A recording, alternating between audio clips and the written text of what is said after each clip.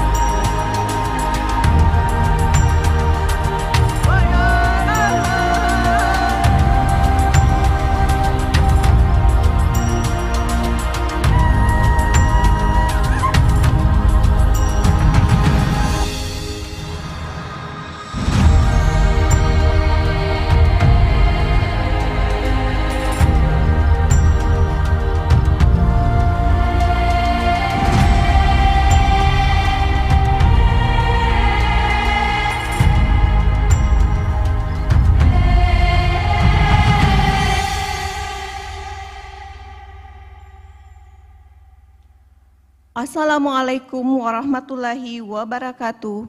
Selamat sore. Om Swastiastu, Namo Buddhaya, salam kebajikan. Ladies and gentlemen, good afternoon. A very warm greeting to each and every one of you. Welcome to International webinar on Strategy of Maritime Academy for supporting seamen are key workers to face the Society 5.0 era, held by Merchant Marine Polytechnic Sorong. Today, on Friday, 11 November, live from Ballroom Aston Hotel, Sorong, West Papua. I'm Nur Abu, the Master of Ceremony of this webinar. On behalf of organizing committee, we extend our appreciation for your presence today. Ladies and gentlemen, allow me to greet our distinguished keynote speaker, a president of World Maritime University, Dr. Cleopatra Dumbia Henry. The Honorable Bapak Budi Rianto, SA.MA, Master Marine Engineering, as Director of Sorong Merchant Marine Polytechnic.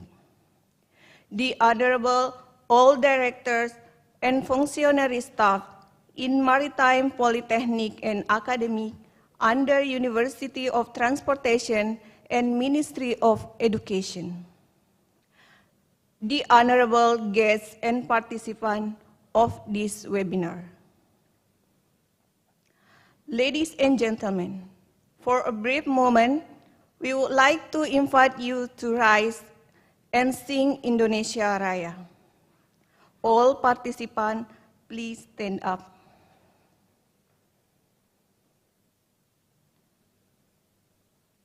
Indonesia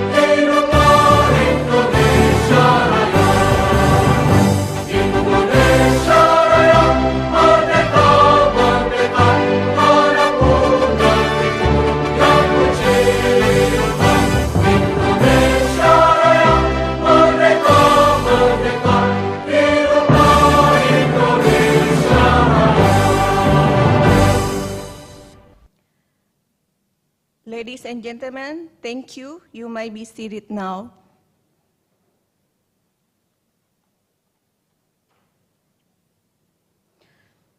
Without further ado, let us start our event by welcoming speech by Director of Merchant Polytechnic Sorong. Please welcome Bapak Budi Rianto, SAMM, Master Marine Engineering. Time is yours.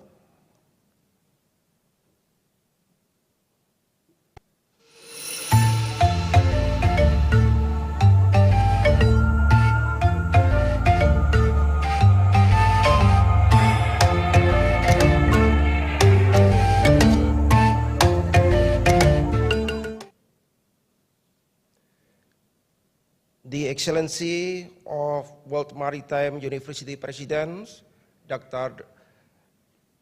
Cleopatra Dombia Henry, the Honorable of Head of Human Resource Development Agency, Ministry of Transportation, Dr. Insinyur Joko Sasono, Master Science Engineer, the Honorable of Head of Pusat Pengembangan SDM Perhubungan Laut, Human Resource Development Center of Sea Transportation, the Honorable of all Director and Functionary Staff on Maritime, Polytechnic, and Academics under Ministry of Transportation and Ministry of Education. And also all of these distinguished guests that I cannot mention one by one who attend this webinar. Good morning, good evening Indonesia, and good morning in Sweden. Assalamualaikum warahmatullahi wabarakatuh. Salam sejahtera untuk kita semua. Om Swastiastu, Namo Buddhaya, salam kebajikan, salam prestasi, salam Poltekpel Sorong pasti bisa. Dear Excellency and distinguished guests, dear colleagues, ladies and gentlemen. Firstly, let us express our gratitude toward the Almighty, whose blessing always with us, so that we all can be here in good condition and good health. It is a true pleasure for me to welcome you the webinar Internasional, which has a topic the strategies of maritime academies for supporting seamen are key worker to face the society of 5.0 era. I am very grateful to you, Dr. Dombia, for taking time from your busy schedule to attend this webinar and share fresh knowledge and experience regarding this topic. I also wish to thank Dr. Insinyur Joko Sasono as Head of Human Resource Development Agency, Ministry of Transportation, which represented by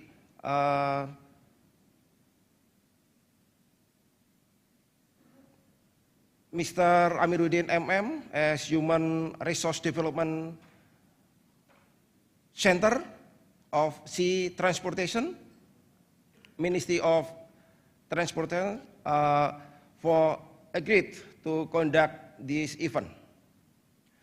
Ladies and gentlemen, the webinar was initiated by Sorong Merchant Marine Polytechnic, Poltek Sorong, which has purpose to give us knowledge about the current global maritime situation, starting from how to important ship transport goods, global, the condition of the sea shepherd work on board ship, and support of maritime academic to generate competent seafarer according to international and national requirement.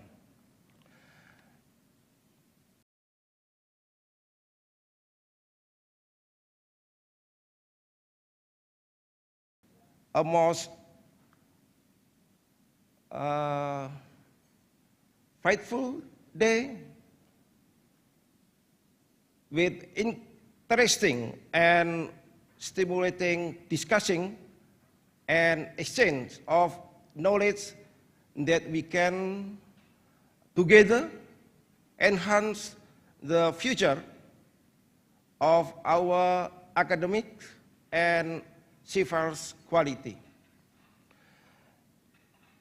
Last but not least, I also wish many thanks to all of staff and team who prepare this event. Therefore, the event is running well and according to the plan. Thanks you very much. Billahi taufik walidah. Wassalamualaikum warahmatullahi wabarakatuh. Semoga Tuhan memberkati.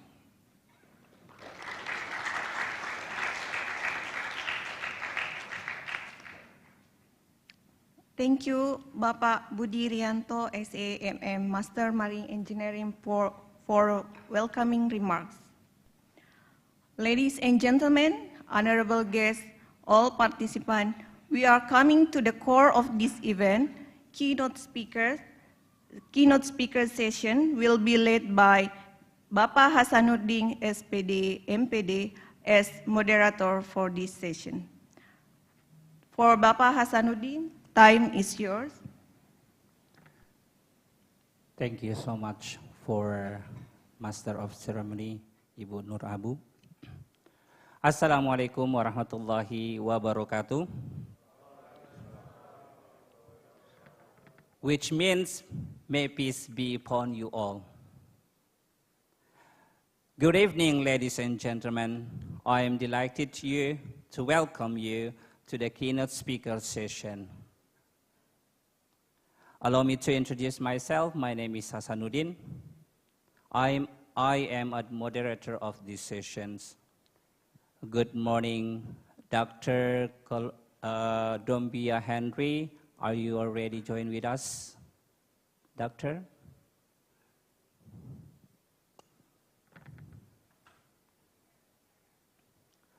Okay, thank you. How are you doing, Doctor? I'm doing fine. Good morning. You are in Sweden, right? Yes, I am. I'm in Sweden. I'm at the university right now. Okay, we are pleased to have you, Doctor, in beautiful evening in Papua Barat Sorong, Doctor. Can we start right now, Doctor? Yes, I can. Okay, thank you very much. Well, ladies and gentlemen, in keynote speaker sessions, we have Dr. Cleopatra Dombia Henry. So she will deliver a topic talking about the strategy of maritime academies for supporting seamen or key workers to face the Society 5.0 era. Allow me to read your curriculum vitae, Doctor. So Dr. Cleopatra Dombia Henry, she is the president of the World Maritime University based in Malmö, one of the beautiful cities in Sweden, of course. She is the first woman president and the seventh president of the university, and she is distinguished international lawyer for sustainability and innovation, and spent almost 35 years at the International Labour Organization, as known as ILO. She is also known as the mother of the MLC, as she consolidated 68 of 72 International Labour Convention into one back to 2006. So before coming to the speech, I want to remind you, for the online participants, during the presentations, if you have a question or some question to the Dr. Dombia Henry, you may type on your chat box in online Zoom, and for the offline participants who attend in these rooms after the delivery material, you may ask the question, and I give you a chance for you to speak directly to Dr. Cleopatra Dombia Henry. So without further ado, I place you, Doctor. Thank you. Can you hear me? Thank you very much for giving me the floor. Yeah. Can you hear me? Yes, Doctor, we can hear you very, very clearly. All right. I have a very loud voice. Yes, of course. Mr. Budi Rianto, the Director of Seorang Merchant Marine Polytechnic. Dr. Jojoko Sasono, not very good at pronouncing your names, Head of Transportation, Human Resources and Development Agency. Distinguished guests, ladies and gentlemen, it is for me a great pleasure, as President of the World Maritime University, to speak to you today on the theme, the strategy of maritime academies for supporting seafarers as key workers who face the era of digital technology 5.0. Congratulations on the students of Seorang Merchant Marine Polytechnic, as well as the faculty and the staff, to celebrate this marvelous day for young seafarers. The era of digital technology is really in our lives. Industry 4.0 and beyond are what we are experiencing now and in the future, especially for the young generations, you, all of you, who are at this very important event today. Indeed, you are our future, especially the young generation and those who will be graduating from the Seorang Merchant Marine Polytechnic. Industry 4.0 and beyond is a key driver in the economic and societal transitions with digital and green technologies.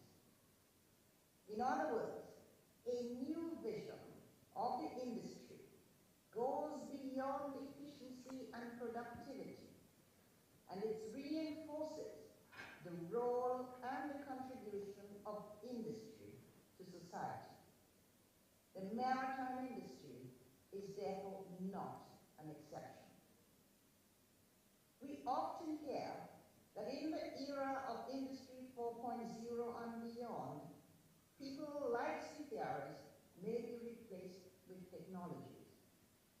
However, I would wholeheartedly argue, and strenuously do so, that the well-being of the worker is at the center of the production process and uses new technology to provide prosperity beyond jobs and growth while respecting the production limits of the planet, our planet, your planet for the future.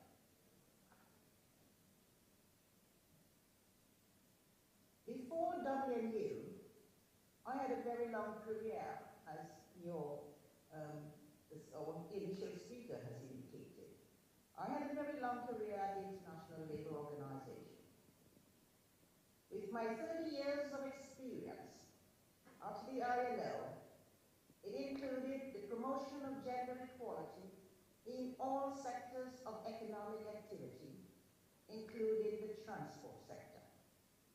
I worked to ensure that an international maritime instrument that the ILO had in numbers, in so many bits and pieces, I ensured that such an instrument, to be effective, had to be consolidated and modernized.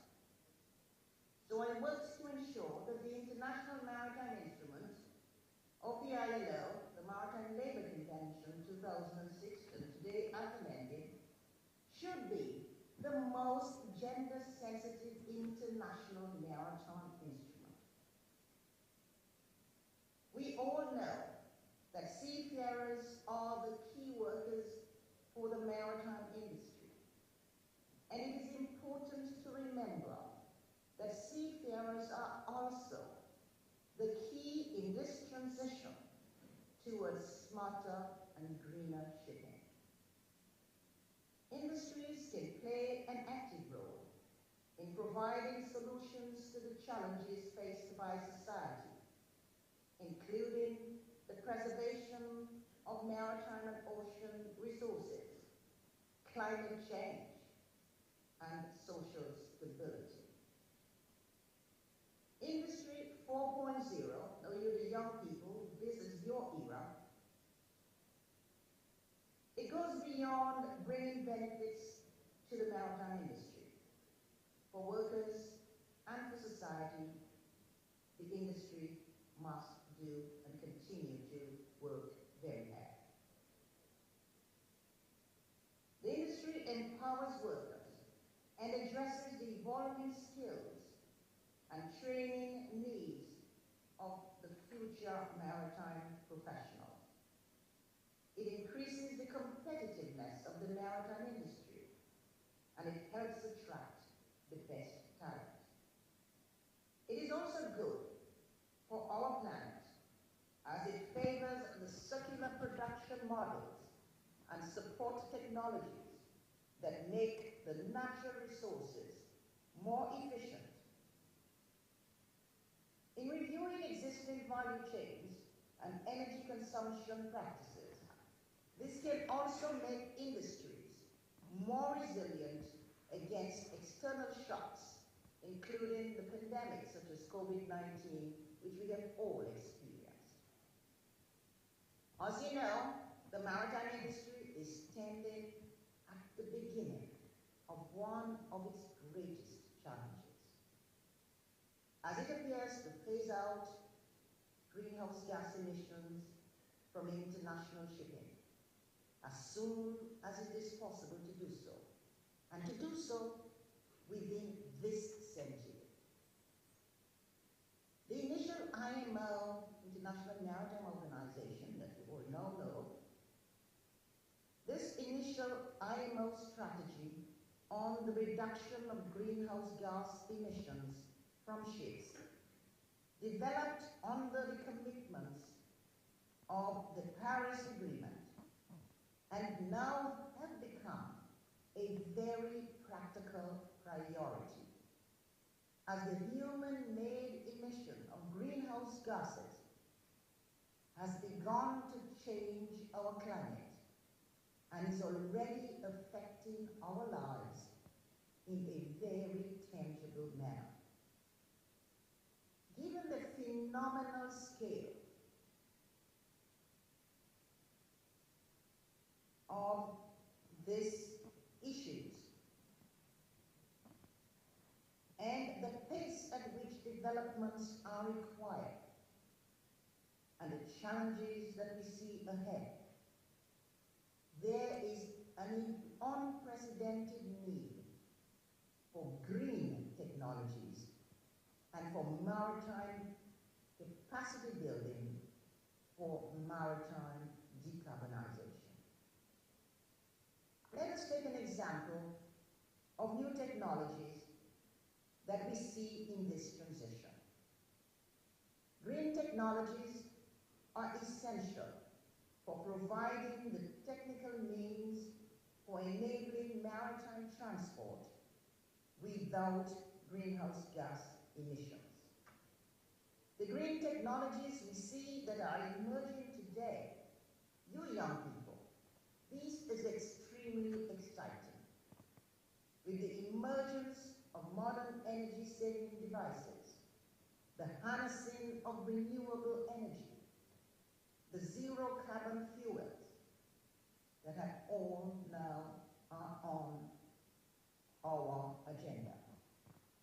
But green technologies also need a strong and a resilient maritime community that is able to think innovatively in order to overcome the challenges ahead.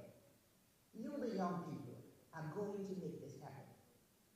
There is thus an unprecedented need today for maritime capacity building and education to build a global community of maritime professionals able to solve the challenge of maritime decarbonization ahead. We need you, the young people.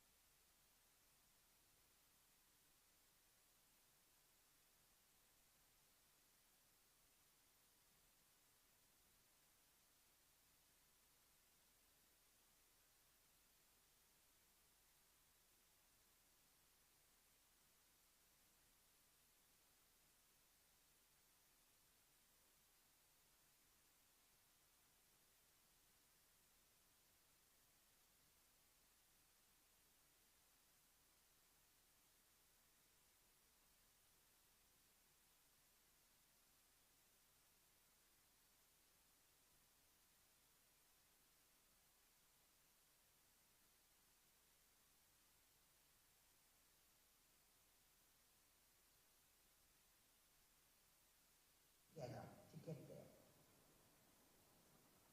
In the World Maritime University, we are therefore striving to play our part in education, in research, and in capacity building.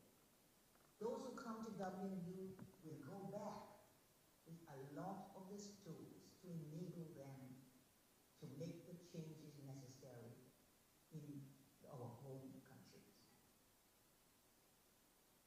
I want to, for all of the students online, the World Maritime University is a global center for advanced education, training, and research for all countries and the maritime and ocean communities at large.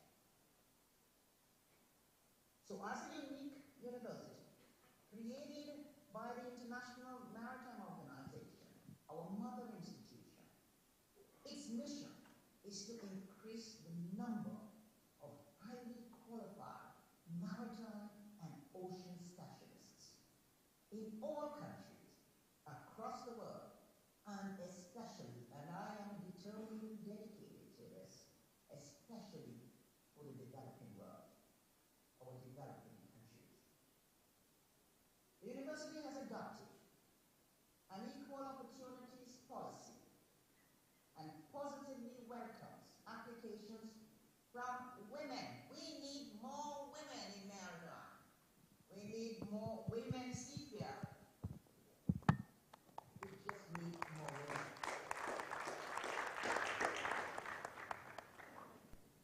The university is active across a broad spectrum of postgraduate programs. And you are the young people who will need to get these degrees to enable you to make the change in Indonesia. We offer at the World Maritime University, once you have graduated with your first degree, we offer 7 postgraduate programs in different specializations. We also have a PhD program in maritime and ocean affairs. We have a Master of Philosophy, a and we offer postgraduate diplomas. You can't make it, start with a postgraduate diploma online. We have executive and professional development courses and other, of course, on-demand courses by using the different means of education, whether it's split, blended, online, face-to-face, or in situ learning, according, of course, to the needs of individuals and particularly of organizations. The university also has 2 branches, one branch in Dalian, in China, and another branch in China, in Shanghai. To date, the World Maritime University has seen 5,634 alumni graduating from 171 countries. It includes, of course, Indonesia.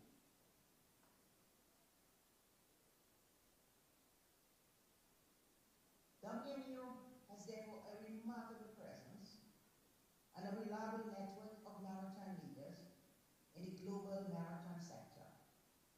Our alumni, on their return home after undertaking their master's degree at WMU, they assume positions of prominence around the world. We have today prime ministers, ministers and senior maritime officials, directors of shipping companies and ports, and heads of maritime academies and naval organizations. These people, on return home, with the prominent positions that they hold, we must remember that even a really incredible individual who is currently the UN Secretary General, Mr. Kita Lim, is a graduate of the World Maritime University.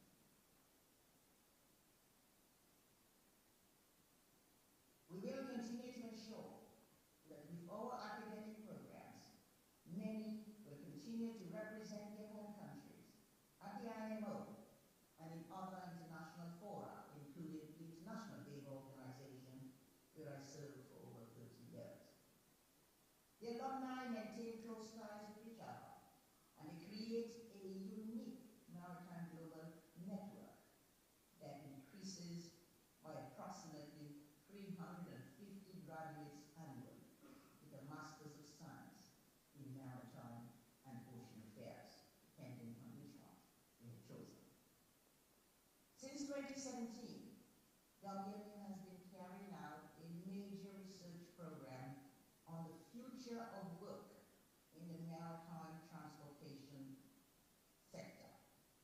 And it is, with its interface with other transport modes, ensuring that the 2 merge at the correct points, of course, and nodes. The program is sponsored by the International, this program that I refer to is sponsored by the International Workers' Federation, and it has culminated in a series of research reports. The current pandemic situation has clearly shown us the importance of this research stream for economies and for societies.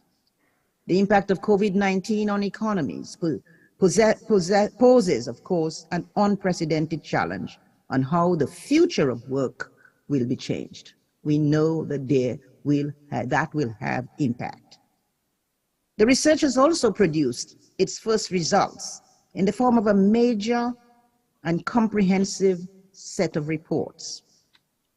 On the 15th of January 2019, the World Maritime University with the International Transport Workers Federation launched a major flagship project entitled Transport 2040, Automation, Technology, Employment, the Future of Work, which is the first outcome of intensive research on this topic, and that WMU has been carrying this out for almost now 4 years.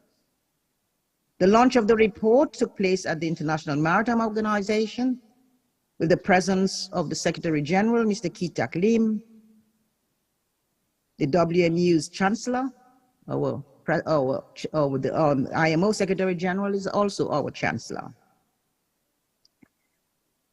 Mr. Stephen Cotton, the ITF General Secretary, and Ms. Jacqueline Smith, the ITF Maritime Coordinator.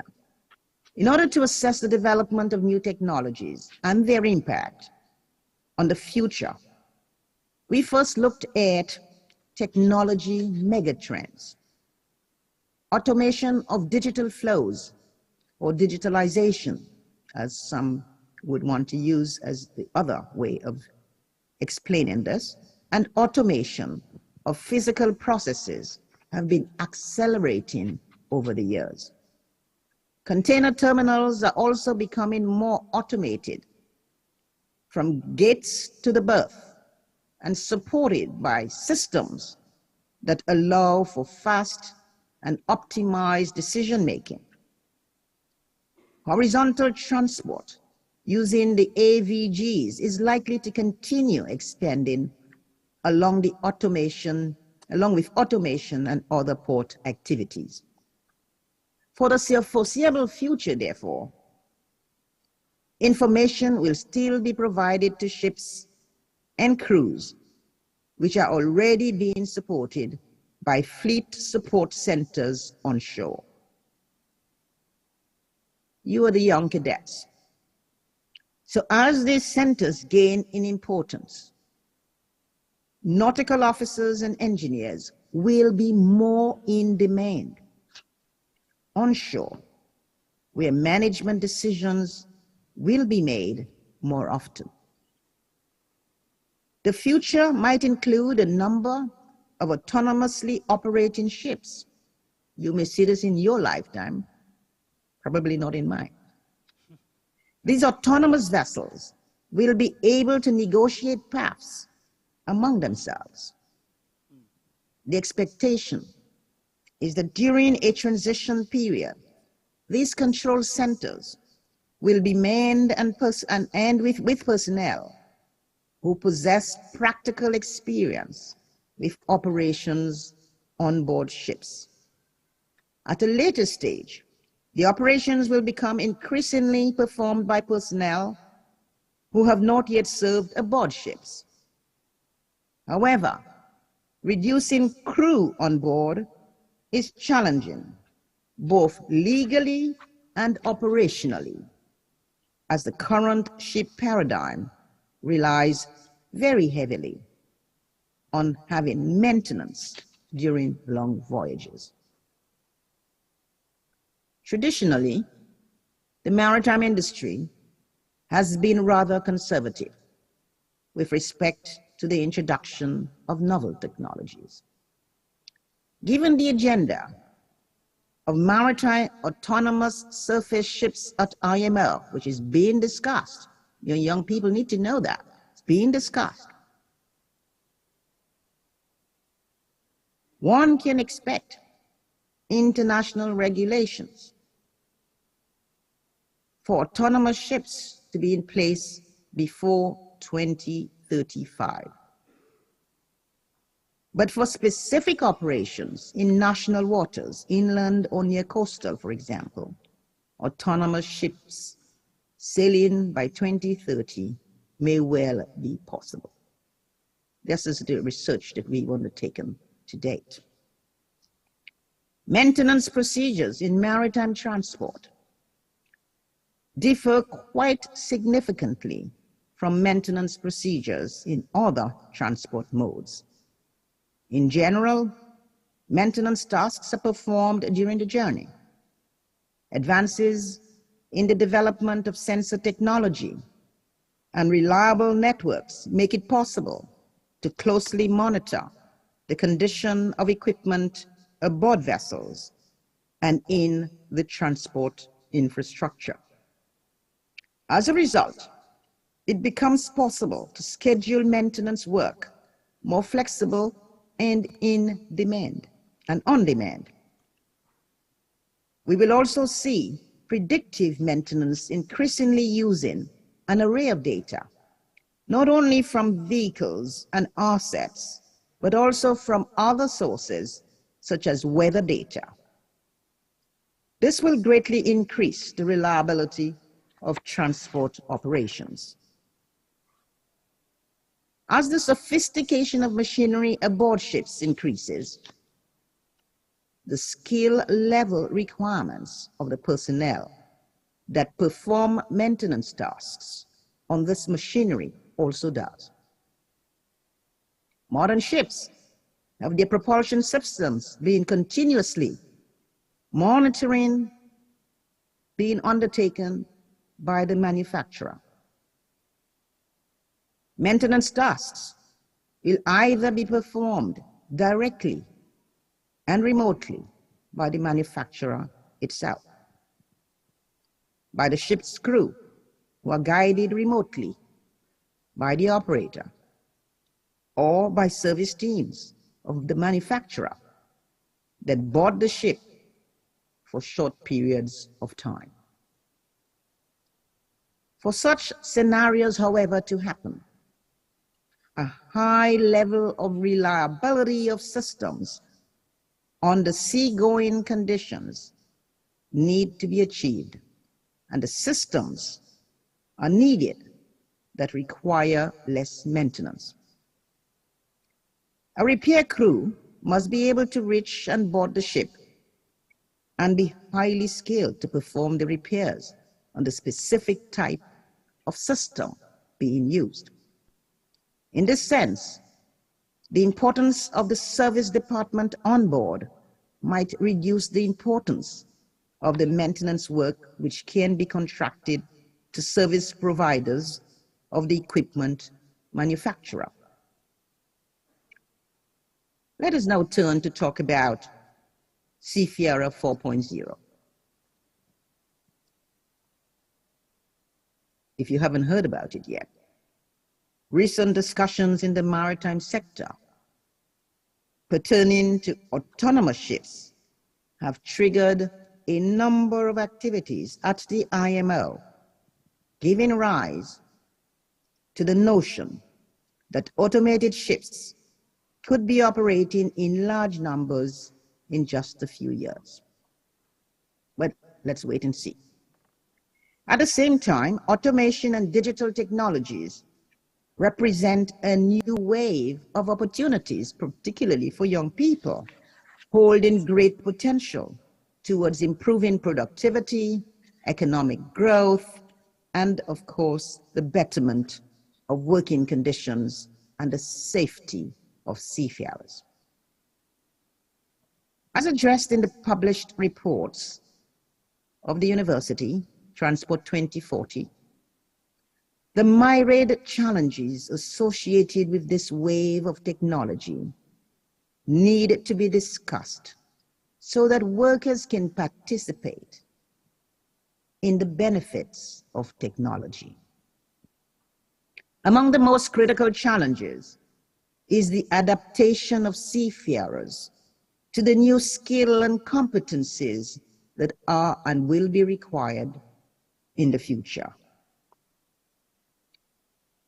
With technology comes a higher demand for advanced and more complex skills that are not only industry-specific, technology-related, but also includes interpersonal, managerial, and creative skills. These would require continuous adaptation and learning as tasks and jobs change in order to cope with the continuing expansion of the world shipping fleet and the changing employment conditions for seafarers.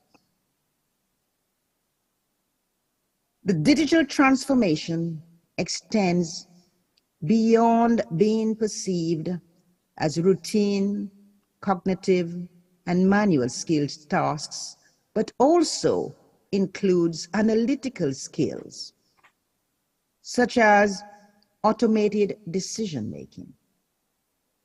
You are the future, you, the young people. So while this risk of automation of tasks is high for certain occupational groups, this should not be read as net job losses.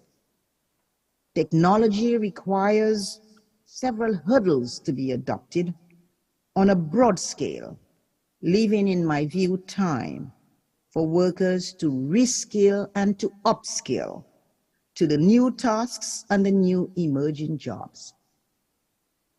Research is supportive in that technology may, as before, result in positive job creation and employment growth as product demand expands.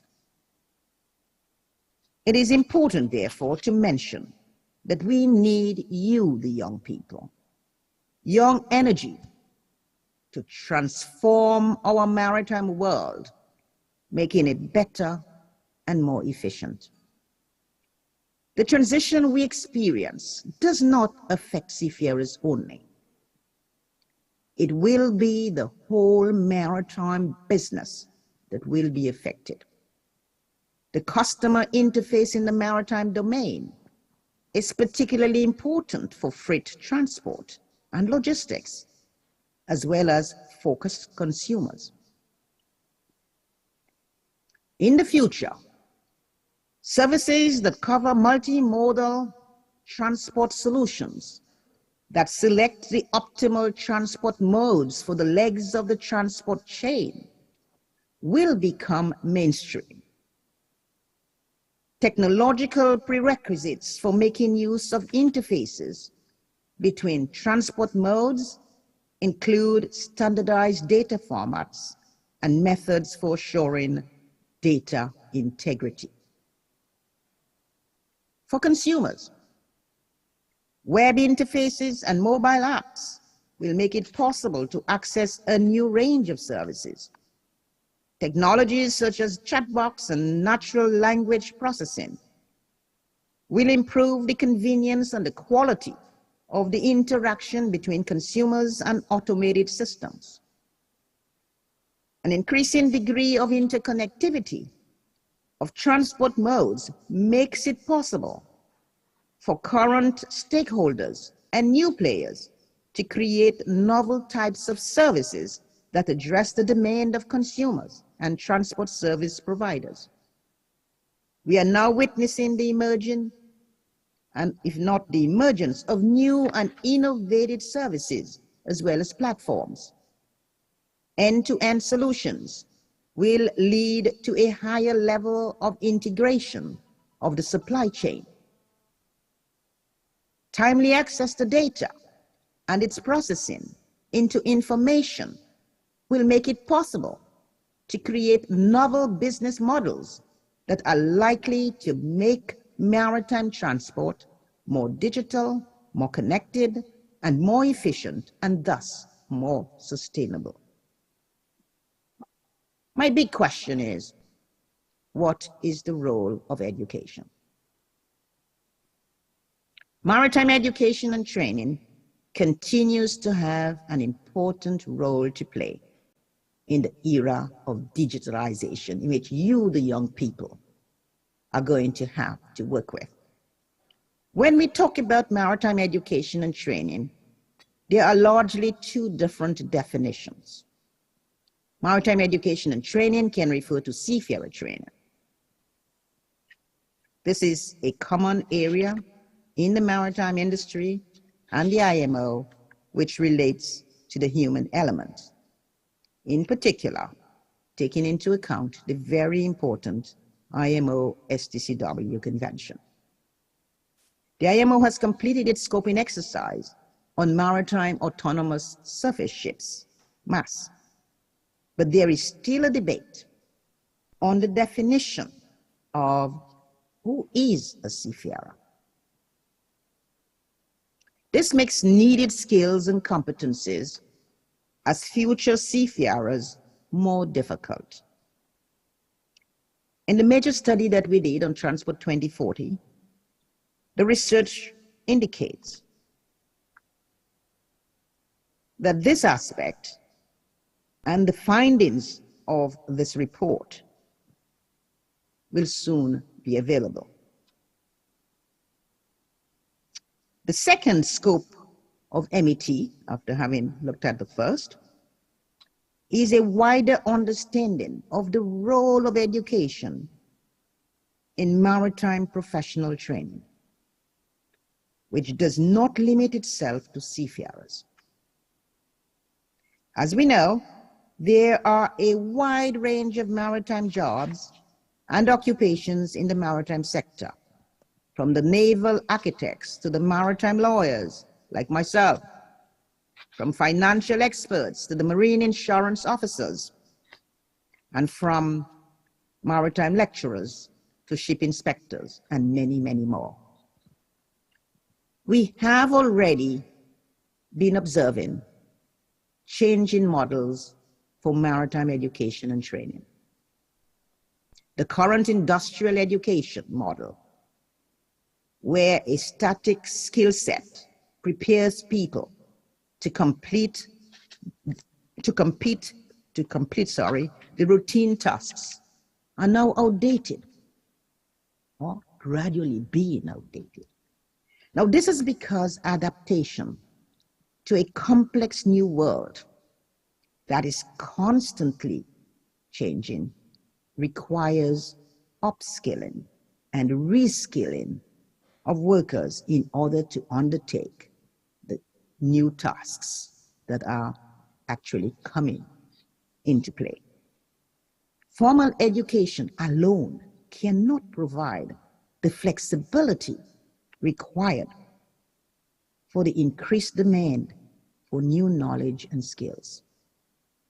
Thus, new training providers will be emerging, I am sure, to target the development of new industrial skills, such as creative and engineering skills, emotional and system intelligence skills. Diversified training opportunities were mentioned by ship owners and by managers in the WMU study that we undertook and which I referred to earlier. There's an increasing need for a skilled workforce for the future maritime industry that would add more emphasis on training. While the government and the MET institutions continue to provide shore-based training in formal education, shipping companies and manufacturers will offer onboard training and upskilling and reskilling of seafarers. Other specialized training providers and e-learning providers will also prepare online training that seafarers can then upskill and reskill on demand. So much is shifting, so much may be shifted. In addition, we are expecting new jobs. That's extremely important for you young people, jobs which never existed before. This will bring new opportunities, particularly new opportunities in decarbonization. You are going to have to lead the way to decarbonize the industry. Gender equality, more women in maritime. I can't say this more and enough. And I see already just on my screen, one lady, and there I'm sure are many others.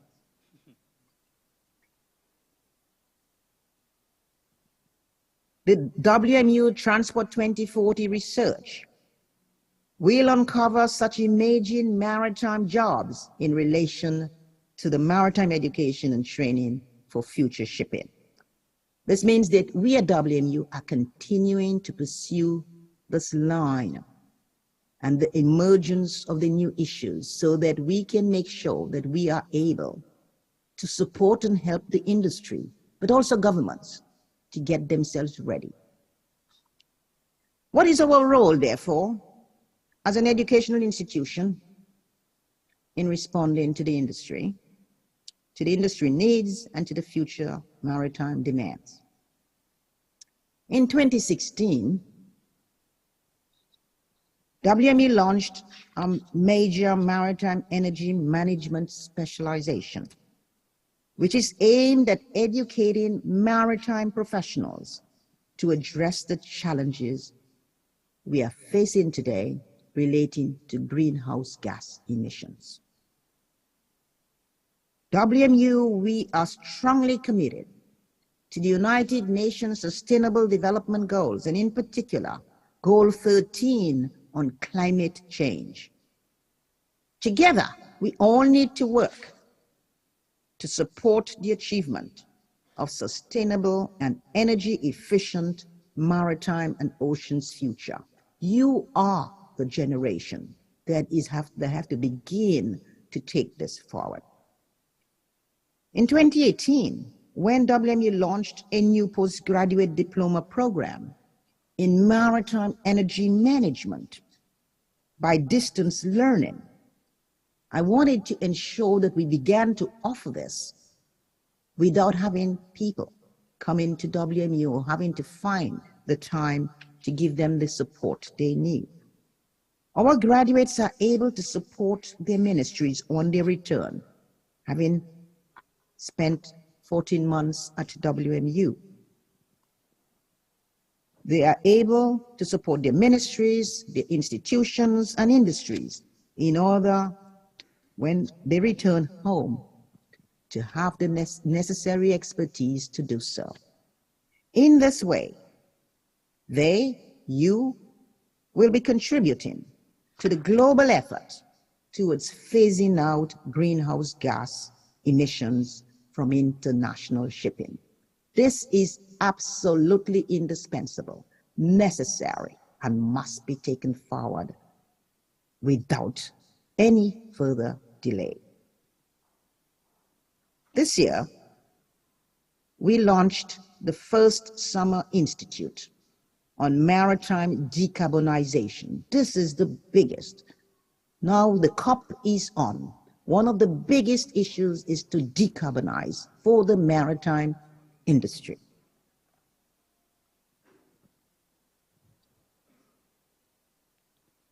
I'm sorry, Doctor. Yes? I just want to remind you that, because we have a limit of time here, so Yes. Your time just 5 minutes more.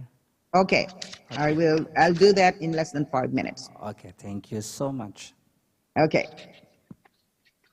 So as maritime decarbonization is one of the most in community, I would say one of the community's greatest challenges to date, what we need to remember and to remind ourselves is that global problems require global strategies and collaboration. International research, education, and collaboration will no doubt be a key factor in the success of the decarbonization effort in the maritime sector and the developing of solutions that across the world we will all need. In the spirit of collaboration between people, the successful combination of technologies, I wish all the graduates of Sorong Merchant Marine Polytechnic a successful maritime career to support sustainable shipping. Thank you.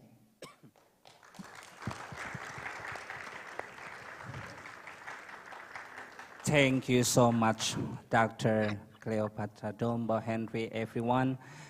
Thank you for insightful knowledge that we got from you today. So if you don't mind, Doctor, we have going to the next agenda, which is question and answer session. If you don't mind, if you can just hold for a minute, we can cover some of the questions.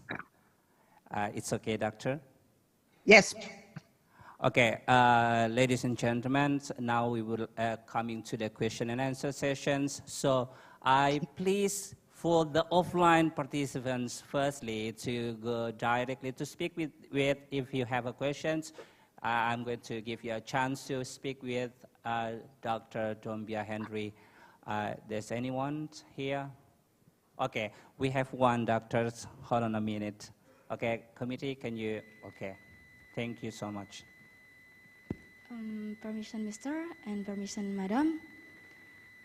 Firstly, I want to introduce myself. My name is Sinta Sekarsari.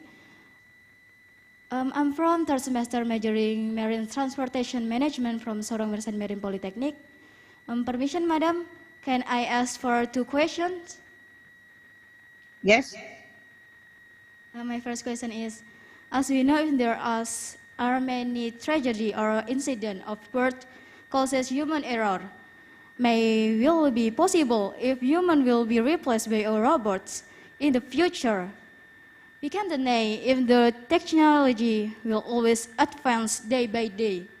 And if we are in that situation in this future, I want to ask your suggestion, Madam. And my next question is, if I graduate from Sorong Merchant Marine Polytechnic, I will have a dream to continue my study at World Maritime University.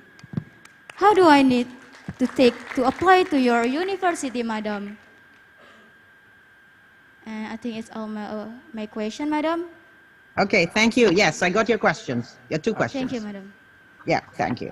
The first question relating to human error, incidents in human error, and the technology that's advancing day by day.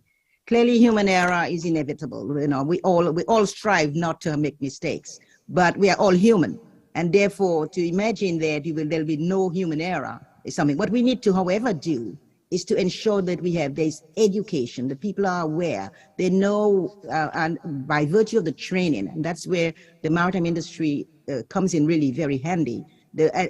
Enabling the industry to have, with the education that is provided to the cadets and of course throughout their career, I think that it is quite possible that, of course, human error we cannot all avoid. There's no 100% safety. But what we have to make sure we do, and certainly managers and operators have to ensure that they have the necessary tools in place to enable, if there was to be an incident, that the issue can be addressed without, in fact, let's say, any impact on, with human error, having to lose lives. The most important thing is to save lives and not to lose them. And so, but of course, we are all, fragile. There will always be areas of times when you will have accidents and incidents. Are we ready for them? Are we preparing? And that is what is necessary in the maritime industry, to prepare for potential incidents that could take place and how they can be addressed, minimized, so that the industry or that particular ship and the people on board the ship are safe. The second question that you asked about is the dream. A dream. You must have dreams, and I'm very happy as for this woman who has asking for this dream. Yes, WMU we offer. Of course, one of the I would say Indonesia is one of the countries where we have a high number of graduates, and we offer every year a number of fellowships to around the world, to the developing world, and those fellowships, of course, we go out to donors to get the fellowships. So we have a sort of a portfolio of donors that I address each year, asking them to continue to fund and support WMU to be able to enable those of us that come from the developing world. And I am the first woman president, the first coming from a developing world. And so I am therefore very determined to ensure that every young person who has the necessary qualifications to come to the WMU, but who can't afford it, can have the opportunity to come to WMU with the funding provided to us by our donors. Of course, not all donors continue to remain with us, but part of my job, if you ask me, my most important job is fundraising. So I do hope that you or anybody else, and of course I expect the government of Indonesia as well, it is very important for us around the world, for those of us from the developing countries, and Indonesia has developed incredibly well over the years. And I would say it's a mid-income country today, not an underdeveloped country.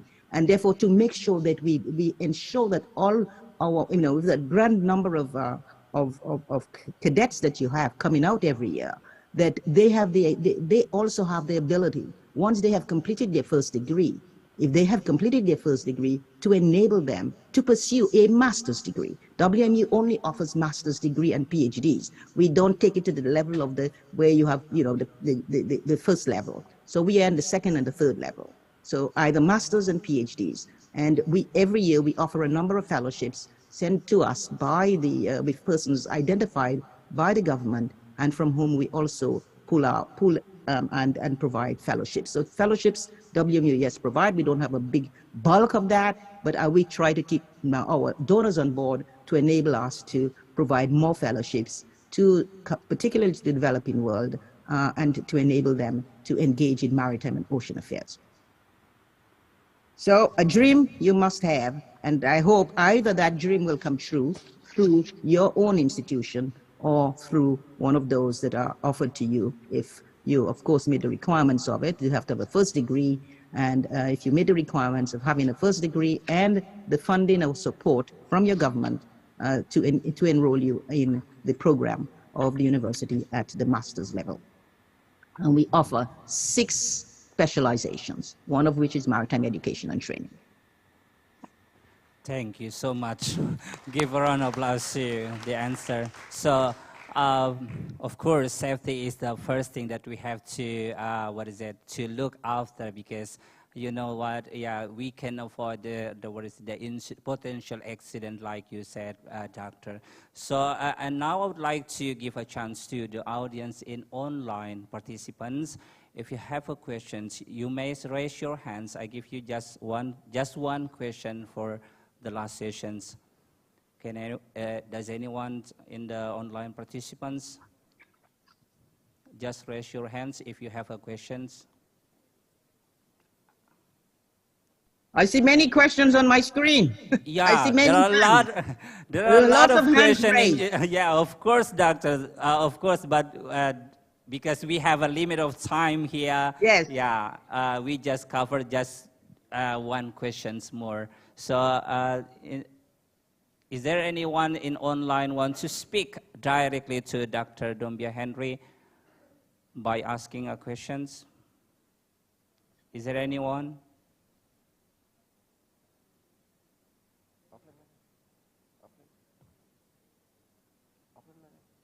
Yeah, offline aja. Okay, since there is no one in online participants asking a question, now I would like to give a chance. So there are a lot of here to want to ask you, doctor. So I give a chance for the offline participants. Yeah, committee, can you help to maybe the man over there. The man over there. He is the first raise his hand. Okay, thank you.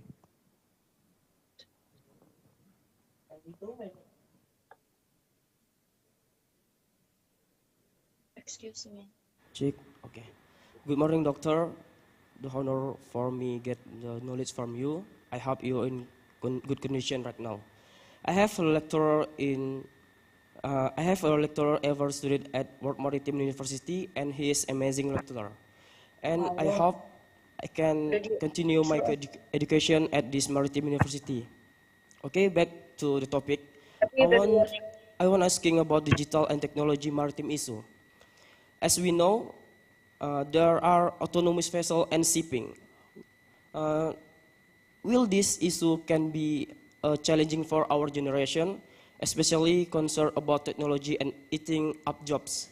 The industry employs an estimate 1.6 million people on ship and on land. The fact this technology and revolution could replace up to 35% workers and seafarers. In other words, no one is safe from the increasing use of technology. Many seafarers will have troubles to get work ashore after their jobs disappearing with automation technology. Thank you, doctor, and God bless you. Thank you. Thank you very much for that. With respect to your question, in terms of digital technology and of course its impact on jobs, I certainly I think, however, we, based on all of the information and research work that we've undertaken, while there is a lot of, let's say, discussions today around digital and, seafarers ashore and not on board, or no seafarers at all, I think this is going to take a very, very long time. Shipping, when you think about where the seafarers come from around the world, they would have to be they would have to be educated with a totally different set of skill sets, and probably operating from land rather than at sea. I think this will take a number of years for this to happen. When you think that the world depends on shipping, and shipping, of course, requires very skilled people to operate. I don't think technology alone can be the solution. They may well be able to reduce, like they've done in, let's say, under STCW, and bring, let's say, a sort of range of skill sets. I think what we have to do is to begin to look at what are the areas that they see the reduction in demand, and the impact it is having or not having on the numbers of seafarers that are actually working on board or not working on board. But I think it will take a long time for this to happen. I don't think this is going to happen in the next 20 years, but I'm sure that what we need to begin doing is ensuring that, that those who are going to sea have a new set of skills, a new skill sets added to of course, the core part of maritime education and training. But I do think that it will take a very long time to see this happen, and because ships have to enter into ports around the world. Seafarers come from around the world, and they come from the developing world. I cannot see this happening overnight. I think it will take a number of years for this to happen. The beginning of that discussion, however, should be followed so that we're not sort of you're not found sitting while you could have done something about it. So I do think that this will take a long time to come, but what we can already see is, and it has always been so in the shipping industry, gradual changes, gradual improvements, that, the number of seafarers that we have on board ships today are much less than the seafarers that of yesterday. So I think that there will continue probably to be a growing increase or in technology, but I don't see it happen. The full technology, digital technology onboard ships without seafarers at all, I see this is long in the making. But we have to be aware and ready with the new skill sets, and that's where education and training comes in, looking at where the new skill sets are being identified and required by ship owners to be able to have seafarers on board their ships. We have to look at the changing component of the education and training that is being offered. I think that's critical. Maritime education and training will be required, and for that, we have to have the expertise, and that expertise, the areas and all of that will have to be in place before we can see ships without seafarers. I think it will take a lot of time still for ships without seafarers. That's my view. Okay, thank you so much, Doctor. Okay, we still have one question online, Doctor. Would you mind to hold a minute? Yeah. So for the online participants, you may directly ask to Dr. Dombia Henry. Time is yours. Okay, permission to Madam. Excuse me, my name is Tresya Matupang. I'm from Sekolah Tinggi Maritime Yogyakarta. Can you hear me, Madam? Yes, I can. Okay. You said that we just need more women shippers, but in reality, especially in Indonesia, gender discrimination in the shipping world is still exists. Shipping company in Indonesia still confirm that shipping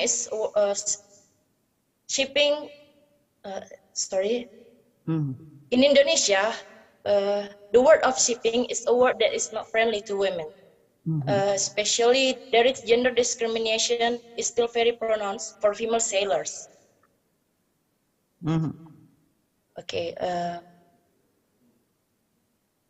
Although our country has many female fighters, one of whom is an emancipation fighter, but why these female sailors are still not recognized? I hope that the government through the Ministry of Transportation will open a new page for the role of women freely to take part optimally and get protection and recognition from the state to take part in the maritime sector. The question is, why is this female sailor still not recognized? And in your opinion, what policy should be carried that our government? Thank you. What is the last? Repeat the last thing you said. Oh, okay. In your opinion, what policies should be carried out by the government through the Ministry of Transportation, especially in the shipping world? Thank you, Madam. Okay. Okay, thank you. You may directly answer, Doctor. Yes. I am very pleased that she asked that question, because indeed seafaring today is probably seafaring and mining are the two, I would say, economic sectors of activity where possibilities and opportunities for women are the lowest. That is really still a big challenge. And I think for us to see change, it has to be real change. And you know, you are a young woman, and you are in your uniform, and therefore I am pleased to see that. I think this is a good idea. This is a good thing. How many of you, and that's my question to you, how many of you in your intake are women?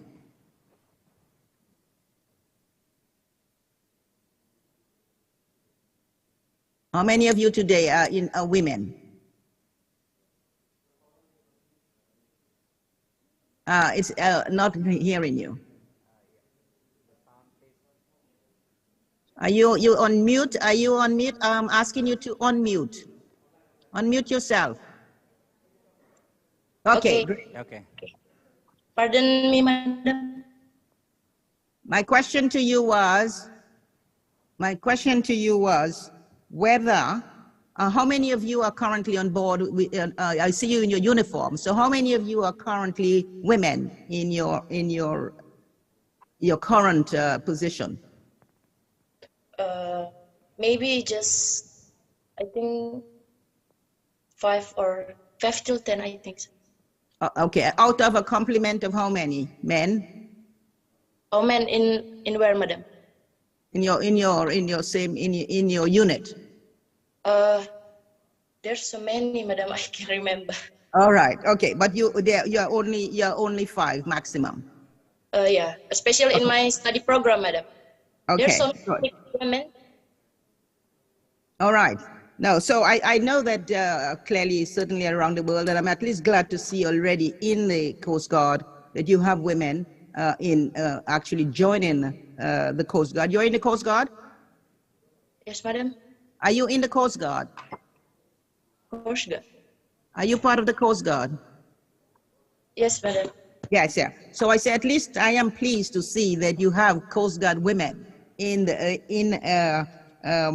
Indonesia, and I would just hope that the numbers in it will increase. And I'm saying that in this particular discussions that we are having, that clearly there is room for improvement, and more women would be a good thing for the industry worldwide. So we hope that it is my hope to see, having had this discussion, that the ministry responsible for maritime affairs and the Coast Guard would ensure that they can, let's say, recruit more women, invite more women to become part of the Coast Guard and working to keep safe our seas and our oceans. So I'm hoping that there is still room for improvement, and that something can be done using the school, make sure that we Yes, have more people like you. I'm a college student. I would only say that it is a reality around the world, and we have to do a lot more to get more women in maritime and ocean sectors. That's what I believe. It's hard. We're not getting enough. And the situation, of course, of the pandemic has not made it easy. Okay. Okay, thank you so much, Doctor, for your insight, for answer all of the questions. Can you hold a moment, Doctor, because after this we have a photo session that will be led by the Master of Ceremony, Ibu Nur Abu. Thank you so much, Doctor, for insightful knowledge that coming from you today. We are really, really grateful to have you. And thank you so much again for all the participants, either online or offline participants. Thank you so much. I beg to you, Mrs. Nur Abu. Thank you. Thank you, Bapak Hasanuddin, for moderate this session. And thank you, Dr. Cleopatra Dombia Henry, for your great and inspiring talk. Now, as a form of appreciation to the speaker who have provided valuable knowledge for us, let present certificate of appreciation to Dr. Dombia Henry.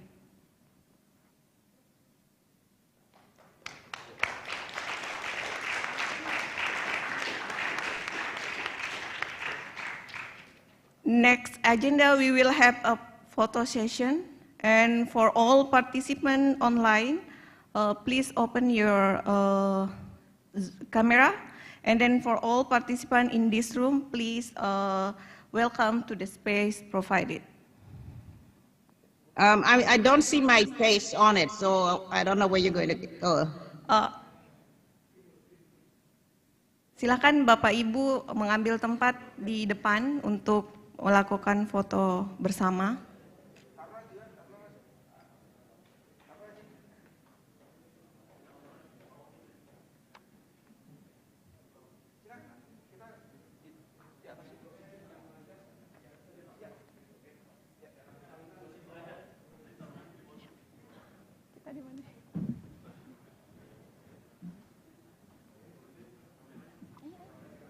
Kelihatan apa tadi? Yang ibu-ibu mana tadi? And I don't know if I move it, will I see? Okay, here I am. Okay. Okay. Kameranya di. Now you look all Yes. of the audiences here, Doctor.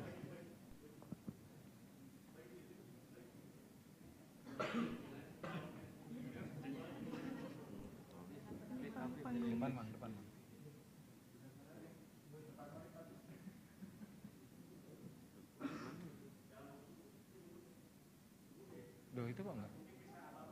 Sini.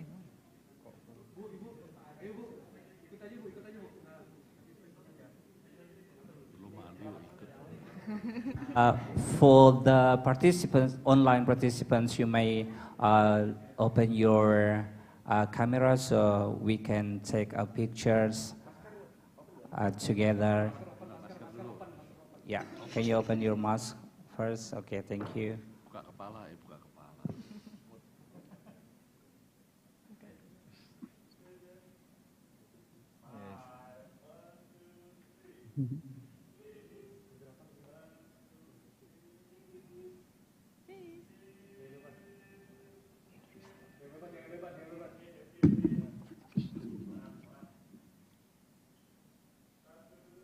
Tiga jari.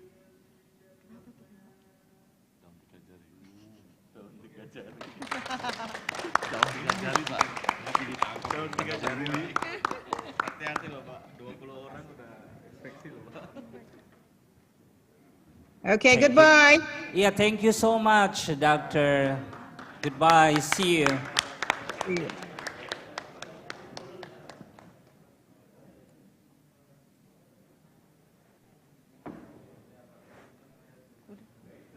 Thank you so much for Dr. Dombia Henry for your presentation.